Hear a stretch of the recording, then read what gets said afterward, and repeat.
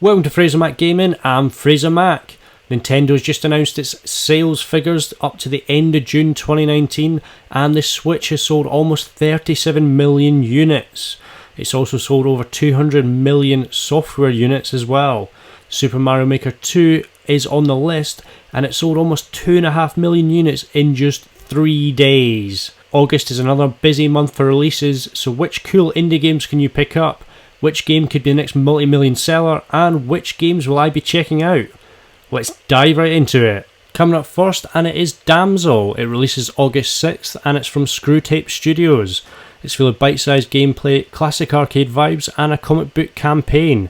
So it has got a kind of modern take on the kind of 2D platforming game, so it's kind of got a 2.5D style. It is in a kind of comic book presentation style. You are playing as Special Agent Damsel, and you're fighting against the Red Mist and the legions of the undead.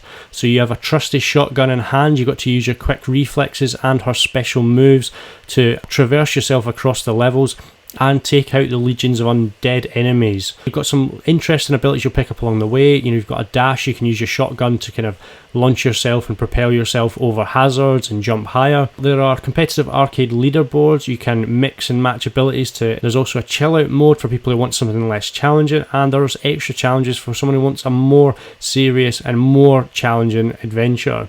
Damsel comes out August 6th. It's $12.99 on pre-order, around £15 usually, or $17 in the US. And also releasing August 6th is Guacamole 1-2 Punch Collection.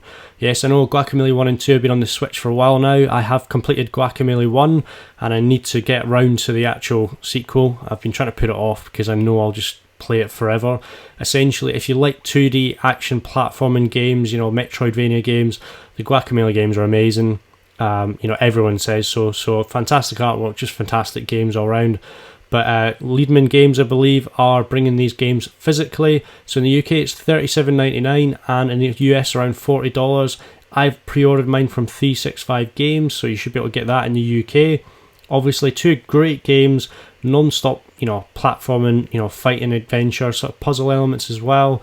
Really good games. You can swap seamlessly between the living and the dead zones, and you can drop in and out in local co-op with up to 4 players. And it releases August 6th. Another cool indie game has come to the Switch August 7th, and it's The Forbidden Arts from Stingbot Games. And it involves playing as a pyromancer from humble beginnings, and her name is Phoenix. So there's 5 worlds with multiple levels, there's 6 boss fights, there's 30 different enemies, there's over 12 hours of gameplay, and it's high quality hand painted art style. And the interesting thing is actually it mixes 2D elements and 3D elements, so I don't know exactly how open the 3D elements are, but it looks quite interesting. I like the art style, I like the vibe of the game, it looks quite dark, and obviously you are trying to release the inner fire of your pyromancy, and hence the Forbidden Arts. And you've obviously got to explore all these massive worlds. You can save your progress throughout. There's dungeons, there's 3D gameplay in the world map, so you can see the 2D gameplay. It's quite interesting. It's got a slightly different art style. It's obviously not gone pixelated, it's gone for a more modern look. I think it looks quite cool, it looks quite interesting. A different story, but you've got lots of quests, there's friendly NPCs, there's puzzles to solve that you'll encounter along the way, and you've got to discover the long forgotten secrets. There's items and locations and unlockable abilities. So the Forbidden Arts releases August 7th for around £10 on pre-order discount, so around £12 usually, and $15 in the US. We're about to go RPG crazy on this video, because up next is Pillars of Eternity Complete Edition.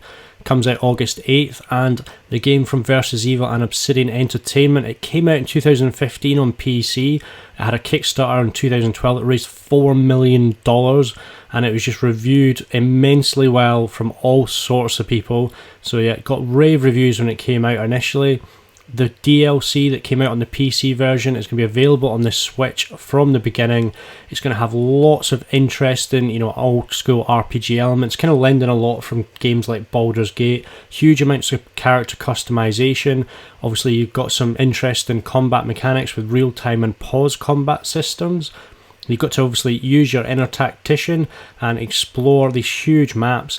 It comes out August 8th. It's around £36 with a pre-order discount, but usually £45, and it's $50 in the US. We have another RPG for you now, and it is more of a classic style 90s RPG game. It's obviously retro themed. You can see the old kind of SNES style graphics right there. It is from FNG Studios and From Nothing Game Studios. It's definitely a kind of a mix of the kind of 2D isometric and 3D top-down RPGs. It's grid-based, and it's obviously turn-based combat. There's 50 handcrafted levels, there's 80 scripted scenes and battles, around 12 to 18 hour story mode. You've got 3 hours of optional story as well. There's all sorts of unique unlockables, there's skills, there's powers.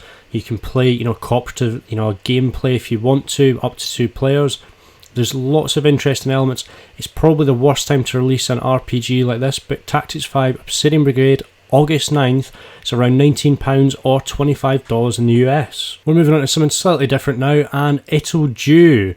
So it's coming out August 15th. Some of you might be familiar with Itoju 2 Plus. I believe obviously Nicalis released it physically. Obviously very popular on the Switch. It's from Ludosity, and it got a 79 from Metacritic on the Wii U when it released on there. And obviously, strangely, the sequel came out first, and now the original game is actually coming out. So the adventurous Itoju, I always almost say Little Jew. Alright, for a long time I thought it was called Little Jew. But Itoju and her sidekick Tipsy crash on a strange island, and it's filled with loot and mysterious inhabitants. So there's some really strong Zelda dungeon crawling vibes here. So fans of Swords of Ditto, obviously Zelda, lots of games like that, games like Blossom Tales, etc. I think this one's going to be right up your street. It's only going to be $8.99 when it releases August 15th, but there's lots of different things to find in the dungeons. Obviously you can speedrun it as well. Apparently it was made to be speedrun because there's lots of secrets and shortcuts throughout it. It's designed to try and rush through and find all those little secrets. There's little tools and weapons that can help you along the way. So again, all those people, you've been playing Cadence of Hyrule, if you've finished that, looking for something else to play, Itoju will be coming to your Switch August 15th, and it'll only be $8.99. We're back on the RPG trail now, and it's a game I really want to highlight and push a lot because it's Anunaki from Square Enix and the Tokyo RPG Factory. I think it's been overshadowed massively this year by other Square Enix releases. Obviously E3, there was a lot of big games there, and even in Directs, Dragon Quest Builders 2 and Dragon Quest coming to the Switch. So Anunaki, it's actually an action RPG. It has a really interesting dark story. You're actually, you play as Kagachi initially. He is a watcher because in their society, reincarnation is a real key part of how they live. But souls can become lost and become trapped between the living and the dead realm. So as a watcher, you can actually shift between these realms. And obviously there's different challenges in each and different things to overcome. The combat it's real time, it's hack and slash combat, it's fast paced. And in your role as a watcher, you actually have a lost or a demon of your own that you can use. There's different versions, and they have different, weapons, special abilities. When you play with them, you can switch between them depending on the scenario, who you think will fit the enemies or the challenges best. There are massive boss battles. I came a cropper in it. I played the demo. There's 3 different difficulty levels. The normal bad guys, enemies, are fairly easy to dispatch in massive hordes, but you will have boss battles that will definitely test you. I ramped up to Maniac level and a boss just dispatched me in about 5 seconds. It's coming out August 21st, but with a pre-order discount in the UK, it's going to be around £40 in the eShop, but usually £45. Physically, it is £45 as well. So in the UK, that's the price. I think in America, it's around between $50 and $60. But Anunaki, there is a demo available now. You get a pre-purchase DLC bonus. It's going very much under the radar, but I think it's definitely a sleeper hit. We're going from a potential modern classic to an old school series. Yes, Collection of Mana. It has actually been out in the Switch for a little while now. Obviously, we got a release on that from the E3 show. But basically, Collection of Mana is getting a physical copy across the world. So it's going to be available in all sorts of regions and in countries. It's coming out August 28th. The long-awaited, obviously, Trials of Mana is going to be available outside of Japan as part of this. So if you didn't get the digital copy, if you've held off being a classic collector like myself, you'll actually be able to get your hands on Trials of Mana finally in a physical format. But you can have those 3 classic games: the Final Fantasy Adventure, Mystic Quest, The Secret of Mana, obviously in English, French, German apparently, and Trials of Mana in English, French, German and Spanish. There's multiplayer available for Secret Mana between 1 and 3 players, and Trials of Mana between 1 and 2 players. So the Collection of Mana, it's going to be available August 28th physically. It's going to be around £35 in the UK, so I checked mine out, I think from 365 Games, but you know, Amazon, all your typical retailers will have it, and it's around $40 in the US. We've got something from more of the action genre now to cleanse your palate, and it's Helmet the Badass from Hell. So yes, it's a fast-paced action twin-stick shooter. It's got roguelite elements, and obviously you're going to die a lot, and you just have to try and rinse and repeat to progress through the game. So you're basically going to loot, buy, equip, and progress and improve your character. The unique element, certainly in Helmet, the Badass from Hell, is that your character can actually transform. So you start off this kind of base skull, but then you can actually progress, improve, and have new abilities, kind of new elements that will help you obviously push further and be more efficient in combat. So there's randomly generated levels, so it's very dynamic. You've got to try and keep on the move, evade the hordes of enemies that are almost like undead, you know, evil enemies. It's obviously got that hell setting, but it is a roguelite, so you're basically, obviously, you're going to die a lot, but you've got to just keep going until you perfect your skills. But Helmet the Badass from Hell is available physically August 30th. It's going to be around £21, I've seen it for 365 Games, and also it's going to be around $25 to $30 in the US. Another action game for you, but more in the retro beat-em-up style, and it's the Ninja Savior's Return of the Warriors. So the classic SNES 90s game is coming back on your Switch. Obviously it's had a release through Strictly Limited Games already, but other physical copies will be available. It's based on the arcade hit. It's 2-player local co-op. You can play as 5 different playable characters. It looks like something between a mix between Street Fighter and X-Men, so it looks really cool. There's been upgrades to the graphics to bring it to the Switch. It's got 8 challenging stages. There's online ranking. It's got obviously, you know, a lot of upgrades like I said, and in music apparently obviously it's got all those classic tracks people love. I didn't play the original game, but it does look fantastic. I picked up the Strictly Limited Games copy, but there will be a regular retail release as well coming 30th of August. Each physical copy will contain a poster, a sticker set and a manual, just like in the 90s. So the Ninja Savior's Return of the Warriors, August 30th. It's going to be around £26 through Amazon. Obviously it'll work around about $30 in the US. We're on to the last game on the list now, and it's probably the one I'm most hyped for in August. So yes, of course it is Platinum Games' new IP, Astral Chain. They somehow managed to surprise drop this during the E3 Direct. I couldn't believe how they kept this quiet. Obviously we've all been waiting, anticipating Bayonetta 3. There's not really been any updates, but Astral Chain is definitely filling that hole. It's got some fantastic, fantastic graphic style. You're playing in the city of Ark. It's a multicultural city in the future, but unfortunately, a portal's open and some huge, devastating creatures have come through and almost destroyed the planet and human civilization. So there's 2 playable characters. You get to play as a male or female character, and you're almost like a police officer, or soldier in this modern society.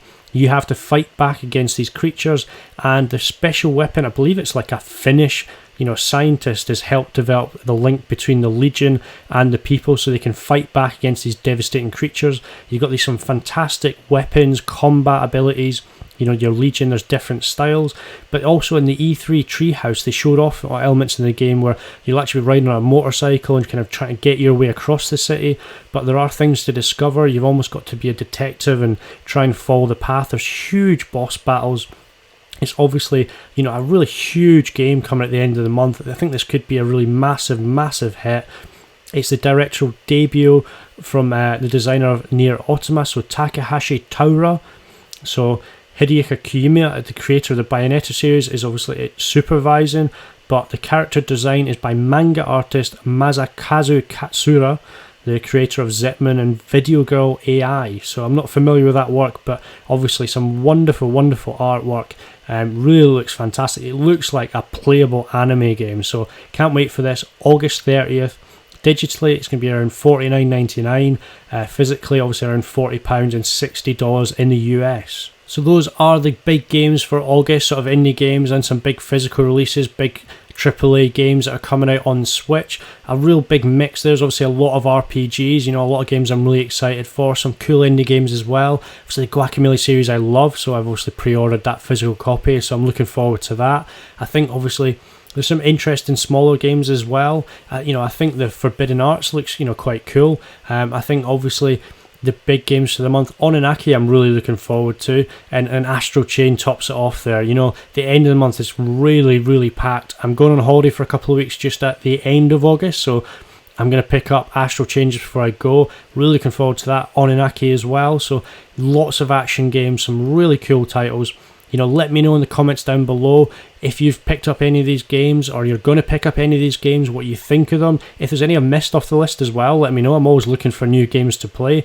I hope you enjoyed the video. If this is your first time, turn on notifications, hit that subscribe button, and I'll see you on the next video.